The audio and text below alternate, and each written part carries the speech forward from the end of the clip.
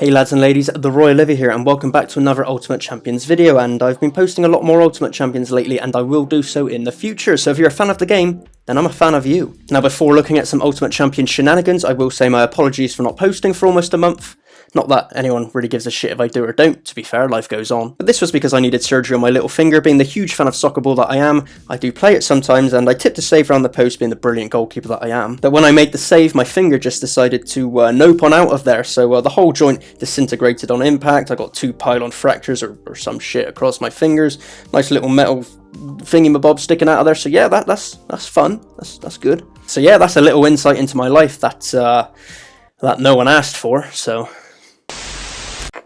with all of that shit out of the way, let's check out the Game Week 32 tournament results, and I have to say I was coming into this game week brimming with confidence. It was a midweek game week, which means the EFL boys who I've built my account around were out in full force, and I noticed on the Discord a lot of people were struggling to get complete teams out, so I really thought, you know, I'm going to win Global Epic this week, or at the very least, get on the podium. So if we see how I did in Global Epic, I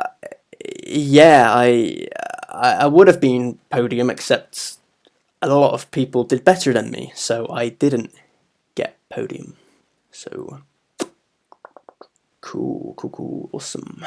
But if we look at the squad, I'm not even mad at myself. I got everything right from my perspective. Bolton, who have been arguably the best team in League One over the last month or so, had Cheltenham, one of the worst teams in League One, granted away from home, but still a game you'd expect Bolton to win most of the time. I had the Bolton back four of Trafford, Ricardo Santos, Gethin Jones, and Coleman Johnston subbing on from the bench. Little trick there, putting a DMP Fockett in to ensure I hit the minimum entry requirements, but I got my back four completely correct. They all played, and then heading into this game week, I picked up an epic Dion Charles and a mythic Bodvarsson. I was sure Charles would start, but Bod was much more of a gamble, but I gambled correctly and he started, so I was well up for this game week. 6 out of 11 players being Bolton. A good result there was a necessity for me, and yeah, they fucked it. They threw away the clean sheet, they lost 1-0. My faith in Bolton was clearly poorly conceived this week, and the midfield here was lacklustre also. Below average scores from the Sunderland duo. Even Bannon subbing on didn't score too fantastically, so all in all, what I thought was a really promising lineup turned out to be some utter shit. It's like Sorare all over again, isn't it? I'm just I'm doomed to make shit decisions. Maybe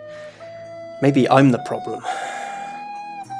No, I'm fucking awesome, so it's clearly not me. And if we check Global Mythic out, I have actually managed to win a reward, which, hey, when you look at this team and consider I had some tough fixtures and the DMP to go with it, I am very, very happy indeed. We'll mix it up and go back to front here, but the QPR duo up top, I wasn't expecting much from, considering they are away to the current GOATs of the league and of UC for that matter, Sheffield United. But by God, they won 1-0 away to United. Incredible result. No big contributions from either Roberts or Dykes here, but somewhat solid scores from them, which was backed up by a solid showing in midfield. Douglas and Johnson scored well, but I have to highlight Gilby here. He's been a revelation since his loan move to Stevenage. I initially signed him thinking he'd play a part at Cheltenham in League One, but he just wasn't getting the minutes. I was thinking, oh fuck, what have I done? What a shite purchase. But then, Stevenage, they saw the light, they saw the true power of Gilby. They signed him on loan, and teams in League 2 have been getting Gilby ever since, so long live Gilby. So Gilby picked up an assist there, which you'd love to see, but then I gave myself a hard time with a DMP defender. Didn't have loads of options left, honestly, just about squeezed out the teams this game week.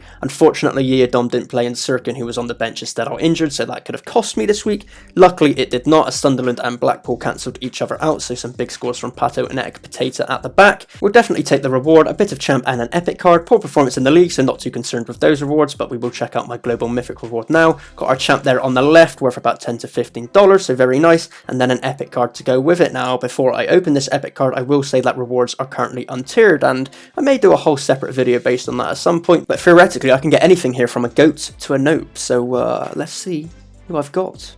Alright, this right here is the difference of whether I can have a clickbait title or not, so here we go. Can we get someone big, baby?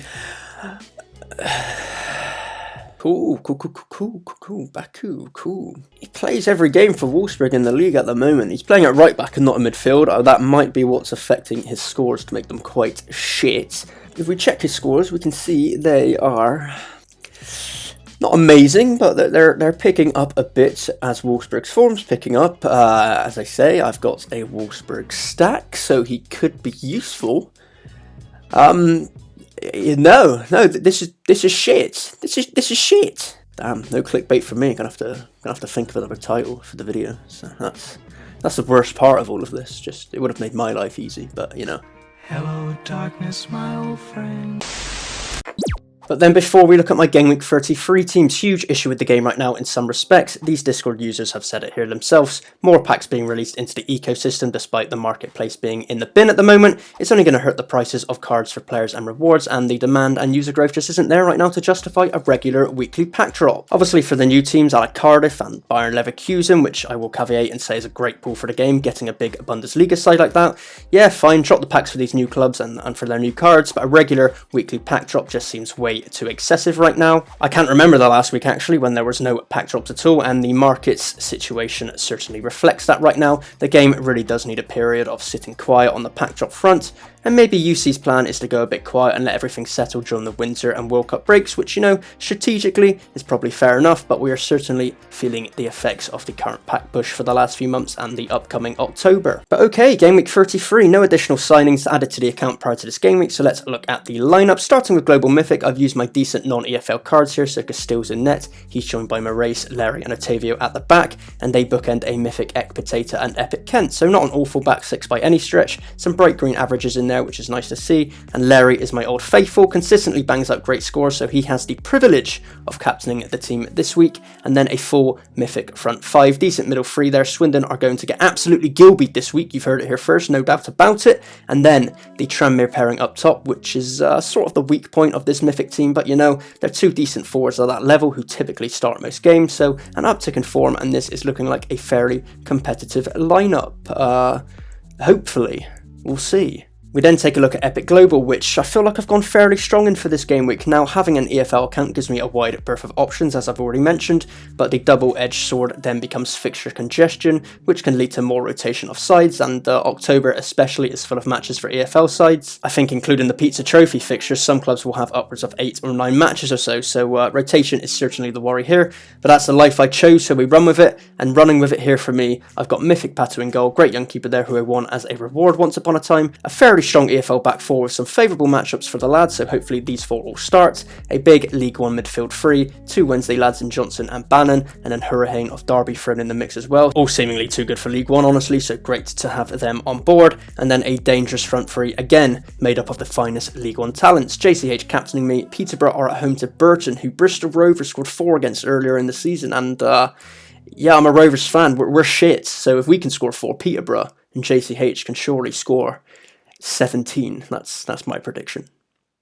Yeah, sure. So yeah, some goals there would be nice, and we've then got Collins and Stockley to round off the team, so I say a fairly strong EFL setup here, and it then becomes a case of whether or not I can beat the dreaded rotation gauntlet. Moving on to Epic Under 23 then, much less strong than my global lineups, no question about that, but still certainly capable of competing for rewards. Got my common Trafford in goal, he truly has been the most important common I've had since starting my account for sure. Great to have him as an option, and in a classic 4-4-2 in front of him is the Reading pairing of McIntyre and Holmes, having great seasons them two, and they are alongside Luca Hall, who's not the best scoring matrix-wise, but typically gets 90 minutes every game for us, so he's a useful option to have for the under-23 tournaments for sure, and he is then rounded out with a common LaCroix, who is a T1 defender, so yeah, not terrible back four by any stretch, but the midfield, however, I would say it's pretty terrible. Evans has struggled to make an impact so far in League One. Gibbs White plays for the worst team in the Premier League, Nottingham Forest, so always going to be a struggle to rack up the big points for him. Clark and Decan are decent, but you know, nothing too explosive, so to speak. So the midfield is definitely the weak point that lets this side down, but we then have Roberts and Rakzaki up top, so you never know, some decent individuals in this squad, and if the stars align, we can maybe push up the leaderboard for something here, so we shall see. And then the final tournament I'm entering, the Mint Condition tournament, open to any cards with, you guessed it, a mint condition, and honestly it's a bit of a write-off team I reckon, but as I always say, if you don't buy a raffle you do not win the ticket. So I've got Belly in goal, could get dropped for Jacola honestly in net this weekend, but hopefully not, we will see. I've then got an Arsenal contingent in this lineup with White, Zinchenko and Xhaka. They're against Liverpool though, so certainly a tough fixture, and sort of why I've grouped them together here in the write-off tournament. Knight and Taylor of Peterborough, and then Bielik of Birmingham. So again, decent players who are capable of decent performances.